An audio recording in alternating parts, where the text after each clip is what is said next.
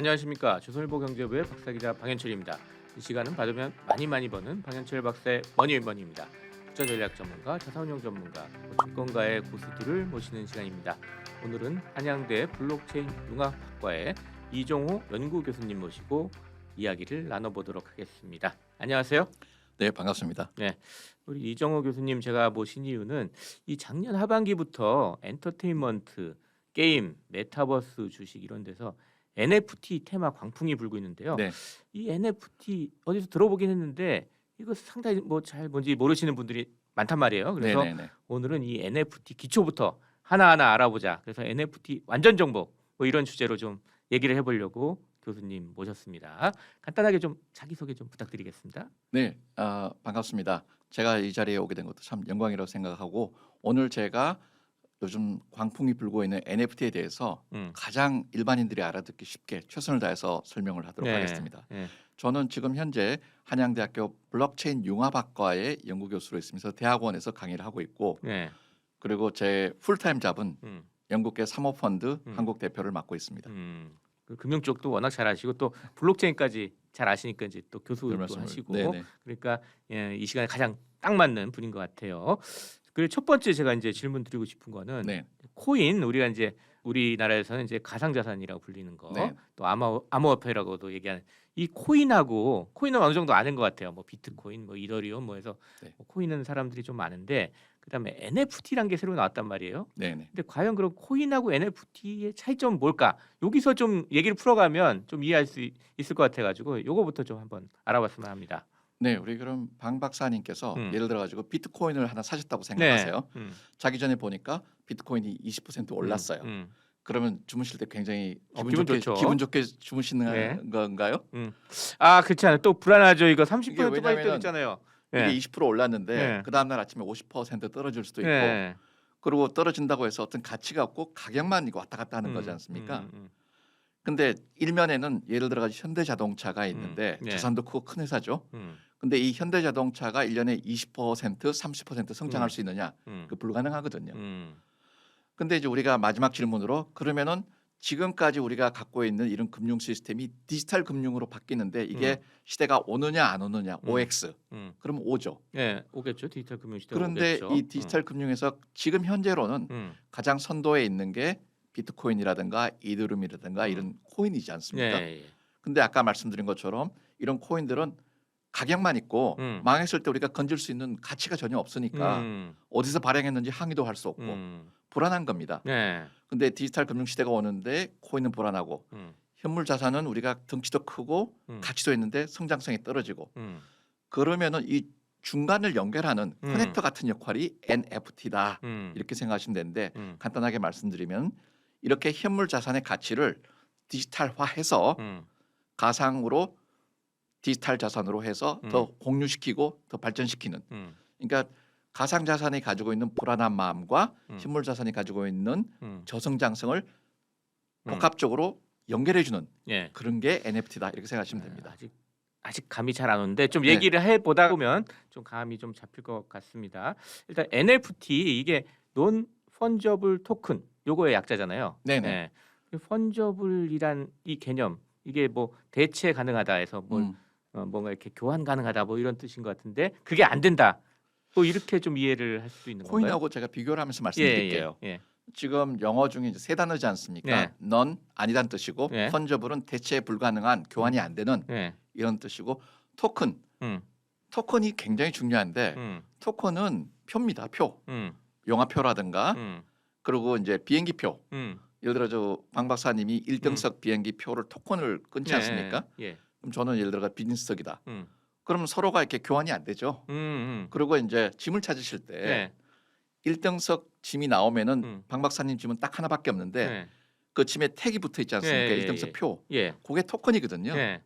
그와 같이 이 NFT라는 거는 실물 자산에 요게 당신 짐 맞습니다. 그리고 예를 들어 1등석 표가 있으면은 요거는 1등석에 가서 앉을 수 있습니다 하는 거를 증명해 주는 표가 토큰입니다. 아 그런 디지털 표를 말하는 거군요. 표죠. 쉽게 얘기해서. 예. 근데 이제 그거를 넌 펀저블이라는 거는 1등석 짐이 나왔는데 표가 붙어 있는데 이걸 가지고 뭐 테슬라를 산다? 안 되지 않습니까? 네. 살 수 없어요. 네. 근데 코인 같은 경우는 비트코인 가지고 테슬라를 살 수 있습니다. 그러니까 이거는 대체도 가능하고 또 비트코인 가지고 이더리움하고도 바꿀 수도 있고 예. 이렇게 서로 교환이 되는 거죠. 예. 근데 예를 들어 1등석 짐이 나온 그 붙어 있는 표 그거 가지고는 그냥 이게 내 거라는 증명밖에 안 되는 거죠. 그 토큰의 가치는 이 짐이 얼마나 가치가 있느냐. 네. 이게 뭐 다이아몬드가 들어올 수도 있고 내 거라고 증명해야지 가져가지 않습니까? 예. 그런 것처럼 이 NFT라는 건 실물 자산에다가 요 실물 자산의 가치가 방 박사님이 맞습니다 하고 증명해 주는 그 증표 표입니다. 그거를 네. 디지털 코드화한 거죠. 네. 그러니까 이 NFT라는 거는 그렇게 대체 불가능하게 이 짐이 아니면 이 비행기 티켓이 방 박사님 거가 맞습니다 하고 증명해 주는 일종의 그 태그, 표, 예. 토큰 이런 겁니다. 일단 어느 정도 약간 한 네네. 단계 진전한 것 같습니다. 네네. 그렇다면 이 NFT가 지금 게임 체인저가 된다. 뭐 이렇게 음. 좀 다들 얘기를 하잖아요. 네네. 왜 그렇게 얘기를 하는 거예요? 아 그게 굉장히 좋으신 질문인데 예. 그 뭐 NFT 증명하는 것 자체가 뭐 그렇게 대단하냐 그렇게 했지만은 게임 천재가 되고 NFT 투자하는 사람들은 왜 그러냐면은 지금까지 우리 금융 쪽의 박사시니까 금융이란 게 뭡니까? 예를 들어 저 은행에서 돈을 받고 돈을 빌려주고 예. 그리고 제가 하고 있는 M&A 회사를 사고 팔고 이런 거는 지금도 있지만 200년 전에도 있었어요. 형태는 똑같은데 기계만 좀 달라진 거죠. 컴퓨터가 더 세련되고 분석 능력이 뛰어지고 이런 거죠. 예. 근데 이 은행이라는 거는 몇백 년 동안 어떻게 돈을 버냐? 제가 돈을 빌려주면은 은행에 넣으면은 내가 다시 돌려받는다는 거를 은행이 개런티 확장을 해주는 거 아닙니까? 네, 예. 신용을 딱 주는 거죠. 예. 보증해 당신 줬어요. 보증해 주는 거죠. 예. 그 보증하는 역할로 음. 은행이 돈을 번 거죠. 증권도 마찬가지고. 근데 이거를 만약에 은행이 없이 내가 돈을 빌려주면은 이거를 분명히 받을 수 있다는 그 증표 그거를 딱 만들고 예를 들어 방 박사님한테 제가 5만 원을 빌려주면은 네. 방 박사님하고 저하고 사이에 계약이 자동으로 형성되고 그 계약 안에는 분명히 준다. 그리고 이 돈은 확실하게 법적으로 내가 준다는 증표를 딱 붙이면은 또 찢어버릴 수도 없는. 네네 네. 디지털로 주면은 네. 그럼 만약에 안 갚으면은 이거는 이제 지금 현행법으로도 민사소송도 갈 수 있는 거니까 네. 그 은행이 필요가 없겠죠. 근데 주기 전에 방 박사님이 연봉이 얼마인지를 다 체크하고 다 하는 겁니다. 네. 그와 같이 지금까지 금융이 하던 어떤 신용을 주고 신뢰를 주고 보장을 하는 이 역할을 이제 기술적으로 증표를 하나 탁 붙이면 되는 겁니다. 그런 디지털 증표가 NFT다. 그렇죠. 아. 그러니까 지금 정도는 어떤 물건의 가격을 잡고 이 물건이 진표다. 정말 당신 거가 맞습니다 하는 거지만은 더 크게 보면은 확장성이 있는 거는 이런 금융 거래가 이제 중간에 있는 미들맨이 없이 가능하게 하는 거죠. 그게 블록체인이라는 고속도로 위에 NFT라는 차가 있는 겁니다. 근데 블록체인이란 고속도로 위에 비트코인이란 차도 있고 NFT란 차도 있는데 비트코인이란 거는 아까 말씀드린 대로 그냥 자기들이 교환 가치도 있고 물건도 사고 하는데 NFT는 다른 거죠. 근데 왜 하필 블록체인 위에 있어야 되느냐? 인터넷이 새로운 고속도로가 생긴 겁니다. 지금까지 우리 인터넷은 www.로 정보만 보는 건데 이 블록체인은 제가 돈을 빌려주면 돈을 빌려준 흔적이 삭제가 안 되게 탁 나옵니다. 그러면은 증명이 되겠죠. 거기다가 5만 원에다가 이 증표를 딱 붙여주면 은행이 없어도 괜찮겠죠. 그래서 이 NFT가 게임 체인저라고 하는 겁니다. 앞으로 예. 모든 거래가 예. 그 중간에 어떤 신탁이라든가 은행이 하던 역할이라든가 금융기관이 하던 역할을 기술적으로 대체되게 할 수 있는 기능이 NFT입니다.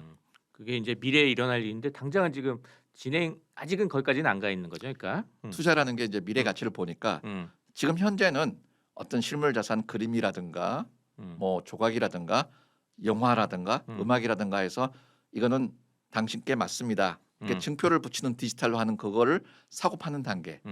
그거는 사실은 뭐 아주 초보적인 단계라고 할 수 있습니다. 예. 그럼 이제 일단 현재 되고 있는 걸 한번 알아보면요. 네네네. 현재 뭐 디지털 미술품, 디지털 음악, 뭐 게임 아이템, 뭐 아바타, 뭐 이런 거에다가 이런 걸 기초로 해가지고 NFT를 만든다. 뭐 이렇게 네네. 얘기를 하는데 그럼 NFT도 어떻게 만들고 이 비용은 또 얼마나 들어가고 이런 게 궁금하네요. 요걸 좀 쉽게 설명드리면은 네. 우리가 전화기가 두 개죠. 네. 안드로이드 시스템이 있고 애플 iOS가 있고. 네. 그럼 기본 앱들이 있고 네. 그 운영 시스템이 iOS고 안드로이드 아닙니까? 네. 그러면 자기가 어떤 앱을 안드로이드가 다운을 받아야지 그 앱이 기능하는 거 아니겠습니까? 네. 그러니까 NFT도 마찬가지로 NFT를 발행한다는 거는 음. 그 NFT를 발행할 수 있는 운용 체계가 있어야 되거든요. 네. 그게 가장 보편적인 게 이더룸이라는 음. 운용 체계에 의해서 하는 겁니다. 네. 왜 해필 이더룸이냐? 네. 아까 말씀드린 대로 개인과 개인이 거래를 하려면은 음. 계약이 만들어져야 되는데 네. 그때마다 변호사가 가서 뭐 하기 계약서 힘들거든요. 쓰고 뭐 이렇게는 안 그러니까 되죠. 이제 예를 들어 네. 가지고 계약 조건을 방 박사님은 음. 나는 A, B, C, D 이런 조건이다. 음. 그리고 제가 5가지를 하면은 음. 자동으로 그걸 융합하는 계약서가 만들어지는 기능이 스마트 컨트랙이라는 건데 네. 자동이죠. 스마트라는 게 그게 이더룸 위에서 이루어지는 겁니다. 그래서 이 NFT라는 거는 가장 핵심이 서로 진품이라는 증거가 있어야 되고 네. 그 진품에 대한 어떤 계약 내용이 있어야 되는데 그게 돌아가는 게 이더룸이라는 오퍼레이팅 시스템에 돌아가는 겁니다. 그래서 그러면 NFT를 발행한다는 거는 영어로 민팅이라고 그러는데 민팅. 예. 근데 돈 만드는 민팅이란 거랑 똑같네요. 네, 민트가 원래 돈 민팅이라는 거는 만든다는 뜻이잖아요. 주조하다, 예. 돈을 하다 이런 거니까 이것도 마찬가지로 돈을 만드는 건 아니지만은 작품을 가지고 찍어내서 가치를 입히는 거를 민팅이라고 하는 거죠. 네. 그래서 이제 어떤 그림이 있으면은 이 이더룸이라는 운영 체계 위에 그 그림에 대한 거를 민팅, 그러니까 이거를 NFT 태그를 붙이는 작업을 민팅이라고 하는 거죠. 그러면은 내가 이더룸이라는 그 오퍼레이팅 시스템을 네, 사용했으니까 썼으면 돈을 내야 될 거 아니에요. 사용료를 내야 되는 거죠. 예. 그러니까 사용료가 하나 있고 예. 그리고 사용료 말고 발행을 하지 않습니까? 아까 NFT를 디지털화하는 작업, 네. 그거는 수수료를 내야 되겠죠. 그 수수료를 가스비라고 합니다. 네. 뭐 가스가 나와요, 갑자기.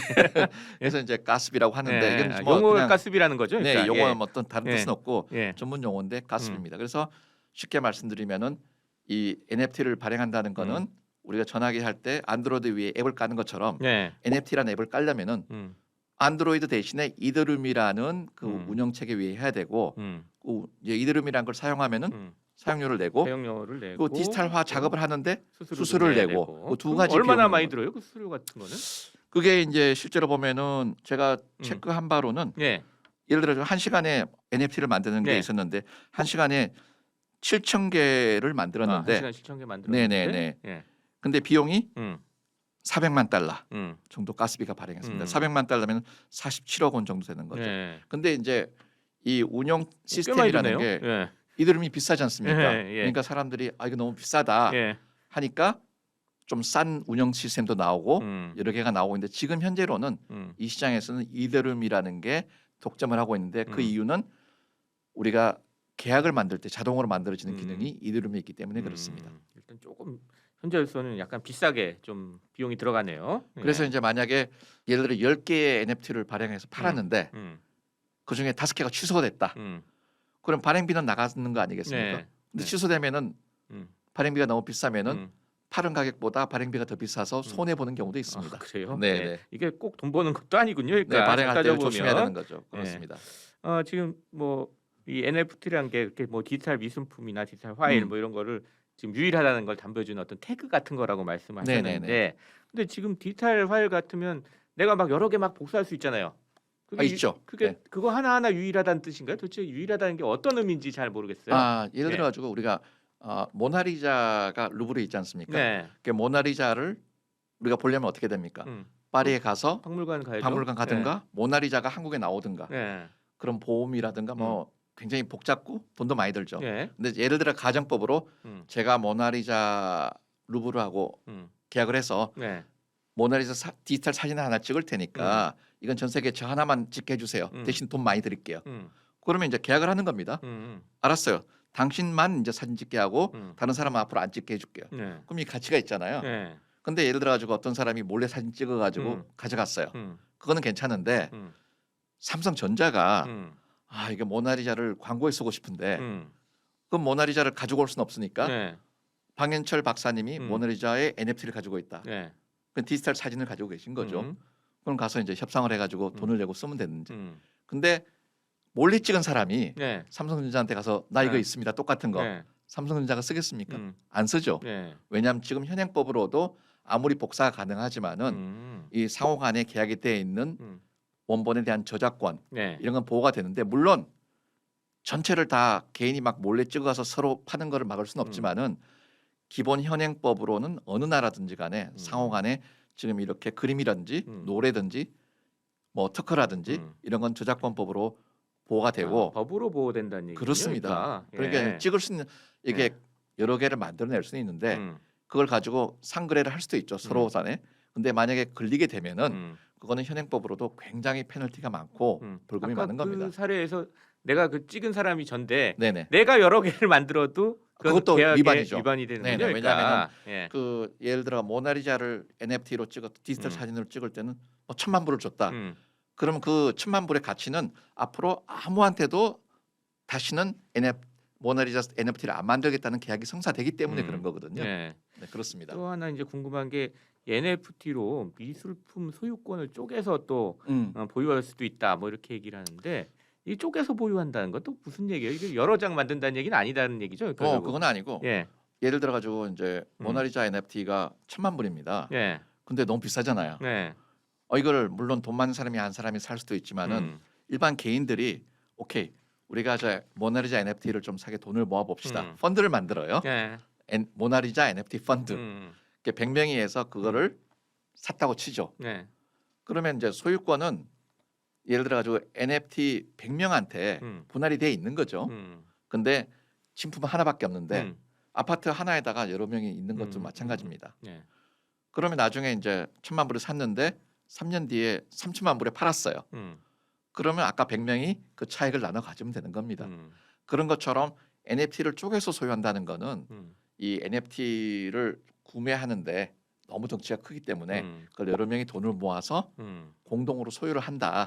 그리고 나중에 또 팔아가지고 약간 뭐 그렇게 하는 거죠. NFT 자체를 공동 구매하는 그런 컨셉인 것 같네요. 그런 개념입니다. 컨셉 자체는 그걸 디지털로 다 나눠가지고 그렇게 하는 게 아니라 그 소유권을 이제 법적으로 다 쪼개가지고 뭐 이런 건 아까 아니군요. 스마트 컨트랙이라 그러지 않습니까? 그럼 자동으로 100명하고 이 모나리자라는 루브르하고 쫙 계약이 되는 겁니다. 네네네. 그 유일하다는 거를 이제 증명한 게 이게 하기 위해서 이제 블록체인 기술, 네네. 이더리움에 있는 블록체인 기술 그걸 쓴다고 그랬는데 이거 해킹하면은 그거 누군가 와서 막 이렇게 여러 사람이 뭐 좀 복제도 하고 뭐 이렇게 뭐 그 NFT를 뭐 훔쳐가고 뭐 이런 걸 가능하지 않을까? 왜냐하면 과거의 거래소 자체도 코인 거래소도 해킹당한 적이 있고요. 네네. FBI가 뭐 블록체인 자금 추적하기도 하고 그러니까 이게 해킹되는 거 아니에요? 근데 아주 좋은 질문이신데 이 과거에 거래소가 해킹이 됐다. 근데 그 해킹되는 장소를 보면은 거래소 자체는 블록체인을 이용해서 거래를 하지만은 자기들이 블록체인을 통해서 거래한 그 코인이라든가 이런 거를 자기 중앙 전산 서버에 놔둔 겁니다. 그 중앙 전산 서버가 해킹이 당한 거예요. 블록체인 자체가 해킹 당한 게 아니고. 아 그래요? 네네. 그래서 이제 빗썸이든 뭐든 마찬가지입니다. 그리고 이제 그 NFT도 마찬가지죠. NFT 같은 경우는 아까 말씀드린 것처럼 실물 자산을 디지털 자산화해서 사진을 찍든지 해서 그 디지털로 이게 당신 겁니다 증표를 만드는데 그게 어떤 소위 말하는 그 URL 주소 있지 않습니까? 이런 것처럼 아주 복잡한 숫자와 알파벳으로 되어 있는데 그거를 잊어버리면 어떻게 되겠습니까? 안 되겠죠. 근데 그거를 만약에 누가 훔쳐간다. 근데 그 URL 주소를 내 컴퓨터에 그냥 저장을 해놓는 수가 있지 않습니까? 파일을 만들어서 그걸 해킹을 할 수가 있습니다. 근데 이게 아까 말한 것처럼 네트워크상에 있는 거는 해킹 못한다. 그렇죠. NFT를 만드는 거는 이 NFT라는 거는 블록체인 위에서 만드는 건데 이 자체가 해킹되는 게 아니고 그러니까 블록체인 네트워크상은 해킹은 안 되고 NFT를 증명하는 그 키, 그 열쇠를 내가 소프트웨어를 내 컴퓨터에 넣든가 그렇게 되면 해킹 당하는 거죠. 그래서 이제 국내 금융기관이라든가 미국에서 어떻게 하냐면 그거 당신 서버에 넣지 말고 USB라든가 하드웨어 있지 않습니까? 그런 거에서 나한테 맡겨놓으세요. 그럼 우리가 우리 은행의 키랑 당신 키랑 맞으면은 열어줄게요. 그게 NFT 자산의 그 커스터디언 서비스. 그거를 미국의 US 뱅크하고 뱅크 오브 뉴욕이 지금 제공을 하고 있습니다. 자, 그건 좀 다음 시간에 더 좀 자세히 좀 알아보고요. 네네. 일단 오늘 좀 얘기한 걸 좀 정리하는 입장에서 이 NFT 뭐 이거 과연 현재로서 투자할 만한 가치가 있는 건지 이건 어떻게 봐야 됩니까? 이런 말이 있죠. 그 캘리포니아에 그 금맥이 발견됐을 때 돈 번 사람은 꽃갱이하고 리바이스 청바지밖에 없다. 지금이 그런 것 같습니다. 이제 금광이 있는 건 확실한데 음. NFT라는 건 금광이죠. 네. 근데 돈을 번 사람은 아까도 말한 것처럼 NFT를 만들어 주는 사람, 음. 그 이더리움을 가지고 찍어 주는 사람, 예를 들어 그런 사람이 하나 돈을 벌고, 예. 그리고 고정 자산을 가지고 있으면서 이 NFT를 디지털화해서 팔아 가지고 돈을 가지는 사람. 이 두 사람밖에 못 버는 거예요. 근데 모든 자산이라는 거는 우리가 주식도 마찬가지지만은 지금 사면은 가격이 올라가야지 투자 네. 가치가 있는 건데 예. 이게 올라갈지 내려갈지 아무도 모르는 거죠. 아직은 불분명한 네. 상태죠. 그래서 예. 지금 아주 너무 초기라 저는 좀 조심스럽게 음. 접근하는 게 맞다고 생각합니다. 예. 오늘은 한양대 블록체인 융합학과의 이정호 연구교수와 함께 NFT란 무엇인가에 대해서 이야기를 나눠봤습니다. 마지막으로 저희 시청자 구독자 여러분께 마무리 인사 좀 짧게 부탁드리겠습니다. 네, NFT는 분명히 새로운 게임 체인저입니다. 하지만 모든 게 마찬가지로 이렇게 처음에는 혼돈이 있죠. 처음에 더 많은 혼돈이 나올수록 나중에 좋은 건데 지금은 혼돈의 시기라고 보시면 되고, 이 물이 좀 가라앉고 맑은 물이 뜰 때까지 한번 지켜보시고 자기가 이 NFT라는 게 뭐다는 확실한 신념을 가지고 보시면은 좋은 투자 기회도 가질 수 있을 것 같습니다. 네. 지금까지 함께해 주신 한양대 블록체인 융합학과의 이정호 연구교수, 그리고 저는 조선일보 경제부의 박사기자 방현철이었습니다. 그럼 다음 시간에 또 뵙도록 하겠습니다. 감사합니다. 감사합니다.